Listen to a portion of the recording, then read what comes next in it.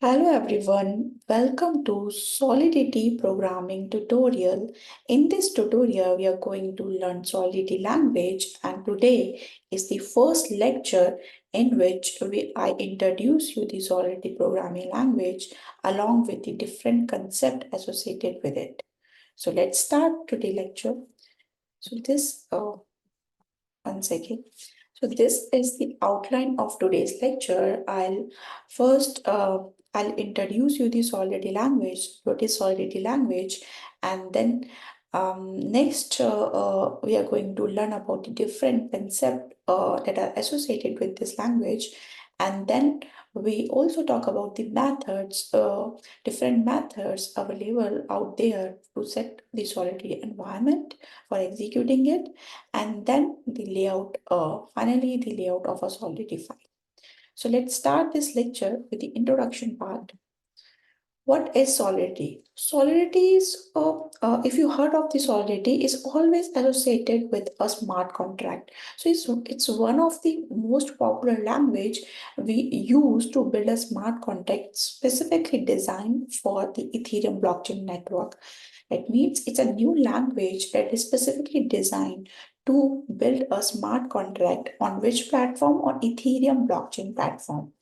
And it's a very simple language. It's a very easy language to learn because all the concept that we will use in Solidity are derived from the different languages like C++, Python, JavaScript, Java. Why? Because this is also Solidity is also a object-oriented programming language like we have other languages. If you already have a background of the other languages like C, C++, Python, then you can easily learn this language. And if you do not have, so there is no need to worry about because it's a very easy language to learn. And in this tutorial, we cover each and every thing in detail, right? So stay tuned for this. So what is object-oriented programming language? If you're not familiar with this, so it's a paradigm in which is based on the object. What is object? So object is associated, have a certain properties, attributes, and associated functionalities in the form of functions and procedures. So object always denote a real world entity. For example, if you talk about one object called student, so student have the properties like student name, ID, address, phone number, and its functionality, it's study. So student study in XYZ college, right? So this is the functionality. When we have an object, it denotes the real world entity and it has the associated attributes and the functions. And moreover, whenever we talk, we say that this language is an object-oriented programming language. That means it follows the object-oriented concepts like we have inheritance, we have abstraction, encapsulation, polymorphism, and all these concepts are related to the real world behavior, real world thing. For example, inheritance, like you already know, for example, you inherit some property, from your parents, like maybe the future or some habits. So this is a concept of inheritance that we use in our languages to inherit the properties of the some other file, some other code, right? So this is what we call the object oriented when it is related to the real world entity and and the concepts that are related to the real world entity, and we are using them in our code. Now, this is the second thing. And third thing, Solidity is a statically typed language. Statically typed language means whenever you declare variable or in a Solidity code, then it is determined at the compile time rather during the runtime or execution time. Why so? Because we have a data types in different data types in Solidity, using which we declare our variable, which is going to be determined at the compile time. So that's why Solidity is a statically typed language, and it supports the multiple features, object-oriented features, and it also has user-defined, complex user-defined types like struct, if you are aware of. So these are the different features associated with the Solidity language. Now let's understand the different concept associated with it. to understand the Solidity language, you have to understand what is Ethereum, what is smart contract, and what is the link between them, and why we are doing this, right? On which platform you're going to use the Solidity language for designing what. So first is your Ethereum. What is Ethereum? Ethereum is a open source blockchain network that allows you that you can use this platform to design your smart contract by using which language? Solidity language. And this is the platform, blockchain platform that introduced Solidity language as a new type using which you can design the agreements and contract digitally. And in this Ethereum platform, we have a token called as Ether. So, for example, if you want to transfer some amount, monetary amount from one account to another, so you can transfer that amount in the form of Ether. And Ether is available in different currencies that we will see when we'll do the coding part in Solidity. So what is Ethereum? Ethereum is a blockchain platform which does give you the Solidity language for designing the agreements or contract called a smart contract, and how you can transfer the money. If you say about the money, so we can do the transfer in the form of value called as Ether. It's a primary token for this platform. Right, so this is the first concept that you need to understand before you deep dive into the Solidity. Now, next concept is what are smart contracts? Like you already know what are contracts because we usually we daily in our day-to-day life we usually encounter one or more contract. For example, if you talk about the gym membership, if you want to take the gym membership, then you will pay to the gym owner and for certain amount, and for that some certain amount you are getting the services, the gym services for a period, for a specified amount of time. So the here the condition is for a period of 1 month. For $100, you are availing the gym services. So this is a contract between you and the gym owner. It's a kind of contract. But here, you have you may use your application in which you just tick on the yes, agreed on the terms and conditions like this. So this is acting as a contract between you and the other party. But here, this is a smart contract. When we use a smart with a contract that do the automatic part, that executes automatically, or that doing the automatic calculation or computations in the background, right? So here, instead of a traditional agreement that we usually do on the hard copy, or maybe just take on yes, I agreed on your conditions, right? We have a smart contract. So contract is same. It's an agreement between the two party. When the two parties are mutually decided on some conditions, then that is called as a contract, right? When we use the smart contract, that means it's instead of a simple contract or mutually agreement on certain conditions, it's a digital contract in the form of code. Now, everything or every conditions you are writing in the form of code, and that code is agreed by the two parties. So what that code will do, so when a certain condition met, then that code will execute automatically and it's give you the output based on it. So what if just summarize the smart contract is it's just a code. It's a code between it's a digital contract in the form of digital contract. It's a code between the two parties, and in this code we specify certain condition in the form of code, and that condition executes automatically when that event occurs and give you the output. That means the rules and regulations and the mutual decisions of the two parties we define in the form of code, that is called as a smart contract, and it executes automatically when certain conditions are met. And what we are doing, we are learning this Solidity language to design what? These smart contracts. And these smart contracts executes on which platform? The Ethereum blockchain platform. right? So we are using Solidity language to design what? To design smart contract, and this smart contract will run on this Ethereum blockchain platform, right? I hope you understand this point. Now, the next concept is Ethereum virtual machine. Now, I told you that you are using Solidity language to design smart contract to execute on Ethereum blockchain network, right? So, for executing something, you need the environment, you need the compiler to compile it, and then you need the process to execute it, right? So here, that environment is going to provide by the Ethereum virtual machine, like it's EVM. If you're familiar with the Java, so we have a Java virtual machine, so provides the environment to execute the Java application or Java program.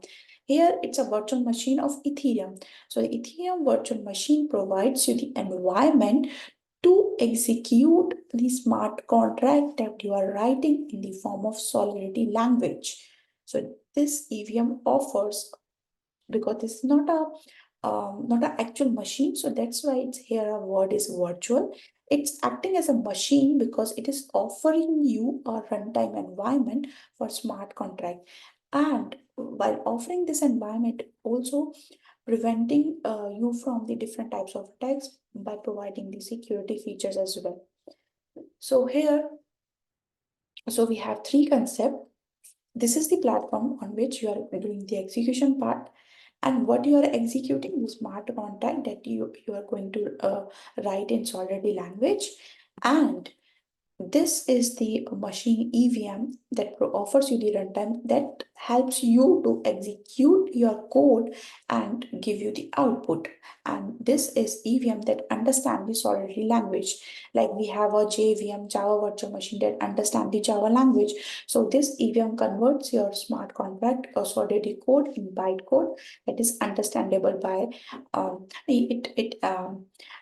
your compiler will convert the Solidity language in bytecode that is understandable by the Ethereum virtual machine, and it executes it and give you the output, right? So these are the different concepts associated with the Solidity language. Now we talk about the methods. Now how you can set up where you can write your Solidity code. What are the different platform, tools, IDs available out there in which you can write your Solidity code? So first one is your Remix ID, and it's a most common one. And we will use this Remix ID because it's a very easy to use. It is very easy to use because for this ID, there is no need to download a very heavy software in your computer and then install it for 1 hour, for half an hour, for 45 minutes, and so on. That take too long time. Like it's just a online URL. You just type Remix ID on Google, and you just click on the very first link. You will see the Remix IDE that is available online, right? Without installing any software. So we will initially we will work on the Remix ID, and then and during the initial phase we will learn the different concepts of Solidity, like data types, variables. So at that so we, for a while we will use a Remix ID for designing the smart contract. And next is we have the node.js and npm. Here you need to set up the environment in your computer system by downloading and installing the certain packages. And you also, because if you are setting up in your computer system, um, so you have to set up the compiler as well, the Solidity compiler, who is going to compile your Solidity file, right? This is the second way. And third way, using the Docker image, and fourth way, using the binary packages. So these are the four methods available using which you can set up your Solidity compiler environment. But we are most probably working on the Remix ID because this is the easiest one to start with. And then later on, we will see the next options as well. Right, now the layout of a Solidity source file. And so the basic concept associated with this already is done. We understood what is EVM, what is Ethereum, what is Solidity language, what we are doing with the language, what we are designing, right? Now, the Solidity language is it's a simple structure of a layout of a Solidity language. So first, we have to specify the license. What is license? We talk in detail. Then if you want to import some external file, then you can use the import part. And then we have a pragma directive. In this, we are going to declare your compiler version, then state variables, and so on, different coding part. Right, so this is it's a very simple Solidity file structures. We will see in Remix ID as well. So let's go in detail of these three. So in today's lecture, I'm going to cover these three parts: license, import, and pragma. And then later on, and in the next lecture, I'm going to tell you about the data types we have in Solidity language. So first one is your license identifier.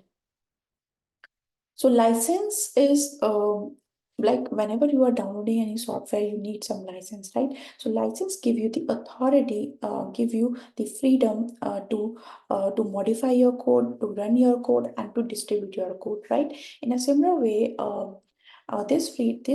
we have the different license identifier for the Solidity code, and that defines the availability of a source code. So first license we have MIT license, and second we have a JPL 3.0. So depending upon the version of the compiler you are using, you can use the different statement in your code, different license identifier. So license is nothing, it just gives you the freedom to use your code, modify your code, and distribute your code.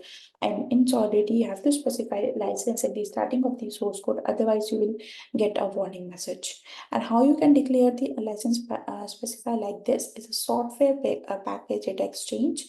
And these for it's always start with 2/xpds dash license dash identifier, and you here the name of the identifier license you have.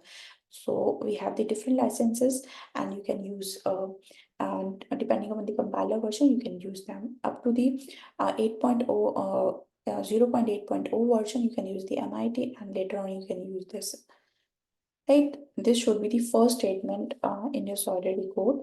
So next statement will be your compiler version. So here we have a pragma directive. So pragma directive